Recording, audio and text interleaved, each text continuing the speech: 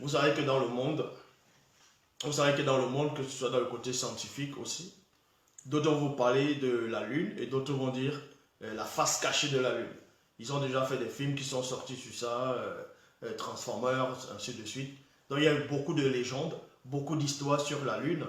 Et j'avais déjà démontré que aucun homme n'a pu marcher ni aller sur la Lune. C'est impossible. Donc, les gens vont juste croire aux hérésies des Américains et de ceux qui se disent des Chinois là maintenant, qui disent qu'ils sont allés sur la face cachée de la Lune.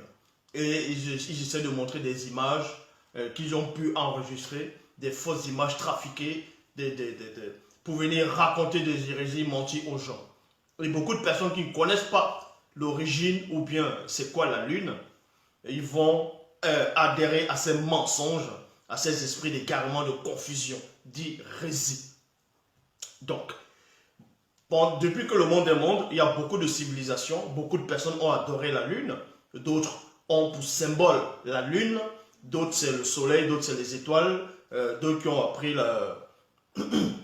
l'astronomie, ainsi de suite. Donc, il y a beaucoup de légendes qui tournent autour de la Lune, même en Afrique. Pour ceux qui ont dû grandir en Afrique, bon, plus en Afrique centrale, il y avait, quand des gens étaient petits, on les disait qu'il y avait une femme qui était dans la Lune. Parce que le soir, quand la Lune brillait vraiment, il y avait des taches que les gens apercevaient dans la Lune. Donc, ils ne savaient pas c'était quoi. D'autres vont dire que ce sont des cratères, que ce sont des météores, ce sont des rochers qui vont sur la Lune. Parce que pour eux, la Lune, c'est un rocher. Et donc, pour eux, en Afrique, ils disaient que c'était une femme qui portait un enfant qui est en train de travailler. Et ça a bercé l'enfance de beaucoup de personnes, ceux qui ont cru à ces hérésies, à ces mensonges. Et aussi dans les films hollywoodiens par rapport à ce qu'on appelle les loups-garous. On vous dit quand il y a la pleine lune, quand tu regardes, tu te transformes en loup-garou. La lune, comme vous savez, j'avais fait une vidéo déjà pour démontrer que la lune est une horloge cosmique. La lune, je répète, c'est une horloge cosmique. Ce qui montre par là qu'aucun homme ne peut marcher sur la lune, ne peut aller sur la lune. J'ai déjà démontré cela, même il y a quelques personnes aussi aux États-Unis qui ont démontré cela.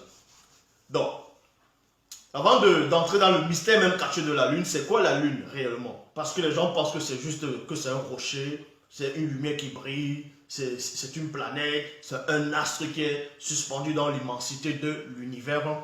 Et d'autres disent que la lune brille parce que c'est le soleil qui éclaire la lune. Et ça, c'est encore faux. On va vous expliquer pourquoi. Et beaucoup de personnes ont commencé à adorer les astres, adorer la lune. Et dans la sorcellerie, ils ont commencé à prendre le symbole de la lune. Oui, les dieux lunaires, ainsi de suite. Les boucles d'oreilles en forme de lune. Ils vont associer la lune maintenant avec les serpents. Ils vont associer la lune avec les loups-garous. Ils vont associer la lune avec des religions, ainsi de suite.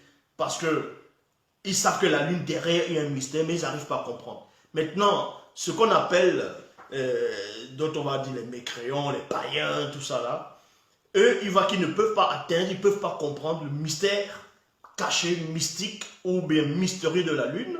Ils vont directement vous dire, bon, nous on peut aller sur la lune, on est allé sur la lune, voici on est allé sur la lune. Donc pour vous montrer que la lune c'est pas mystique, la lune c'est rien, ce n'est pas un astre. Depuis quand vous allez vous poser sur la lune et vous allez revenir. Vous voyez que ça c'est du mensonge. Ça c'est du mensonge. Puisque dans l'univers il n'y a pas d'air.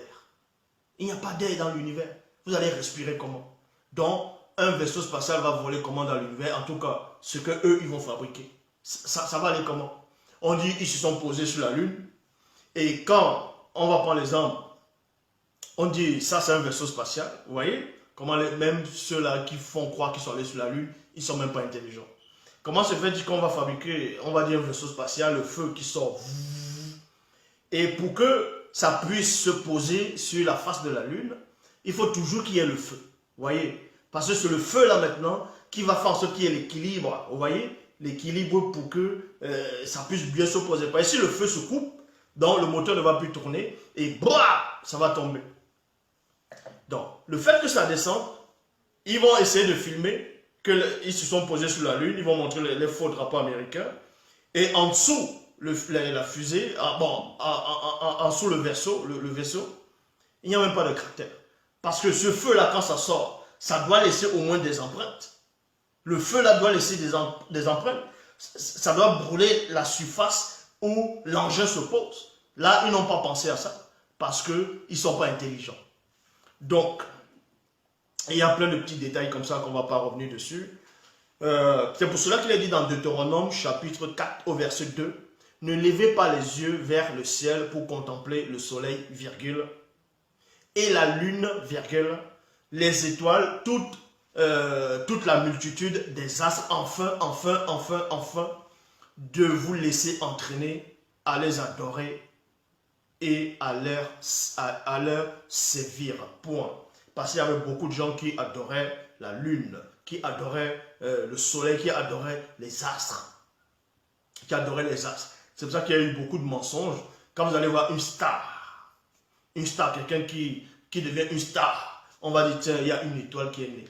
Il y a une étoile qui est née. Depuis quand l'étoile vient de naître, comment? Donc, ils vont dire, il y a une étoile qui est née, l'astronomie, ils vont essayer de parler de ça. Donc, comme je dis, beaucoup de gens font des messes, des rituels. Personne ne peut aller sur la lune. En tout cas, là, physiquement, ils ne peuvent pas. Puisque avant, ils disaient qu'ils n'avaient pas assez de technologie, ils ont réussi à aller sur la lune. Pourquoi ils n'y vont pas maintenant sur la lune, vu qu'ils ont maintenant plus de technologie? On va dire les Chinois sont allés sur la face cachée de la lune. Ils ont dit, oh, nous sommes allés sur la face cachée de la lune. Pourquoi la NASA ne s'est pas levée en disant c'est un mensonge? Parce que si la NASA disait que c'est un mensonge, ils allaient avouer que personne n'est pas allé sur la lune. On allait dire, ah donc vous aussi, donc vous n'êtes pas allé sur la lune. C'est pour ça qu'ils ont fermé les bouches. Ils savent que les Chinois ont menti. Parce que les Chinois aussi savent que eux aussi, les Américains ont menti. Vous voyez? Donc, la lune, si on règle la lune, vous pouvez rentrer dans le temps, dans le passé. Et oui, la lune, on peut régler la lune. C'est pour ça que maintenant, ils essaient de trouver certains, on va dire physiciens, ils vont se donner des noms. Ils sont là comme ça, c'est marqué physicien, et ils sont contents. N'importe quoi. Ils pensent qu'ils sont intelligents alors qu'ils ne savent rien du tout. Ils vont vous dire, non, vous savez, on peut voyager dans le temps. Mais pour le moment, ce n'est pas possible. Peut-être d'autres scientifiques vont arriver plus tard, ils vont apprendre, ils vont fabriquer une machine qui va dans le temps. Mais quelle machine qui va dans le temps? Vous allez fabriquer un truc physique qui va dans le temps, comment? Ça va aller où dans le temps? Ça va rentrer par quel chemin? Ça va faire comment? Or, votre corps dépend du temps. Est-ce que vous comprenez? Donc, vous avez les molécules du temps dans votre corps. Parce qu'il y a des gens qui disent que le temps n'existe pas. Mais le temps existe.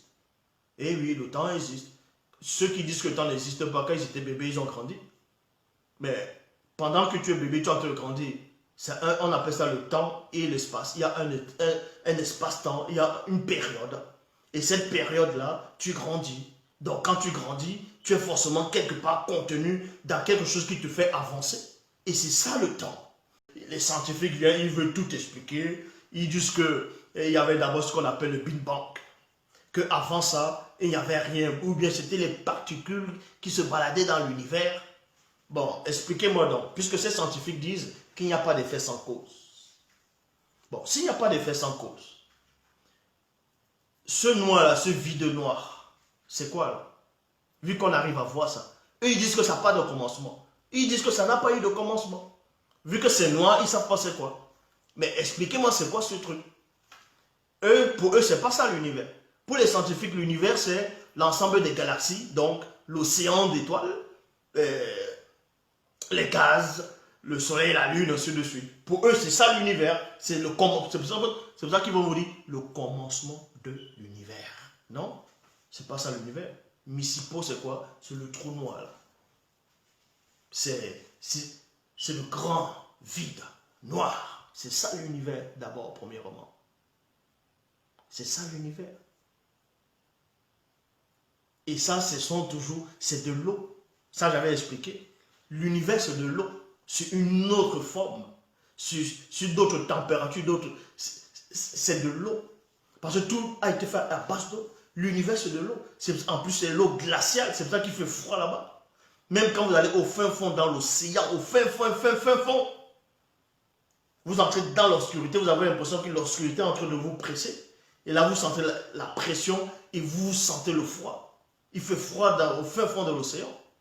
Mais ce n'est pas tous les poissons qui peuvent aller au fin fond de l'océan. Donc, l'univers, c'est la même chose.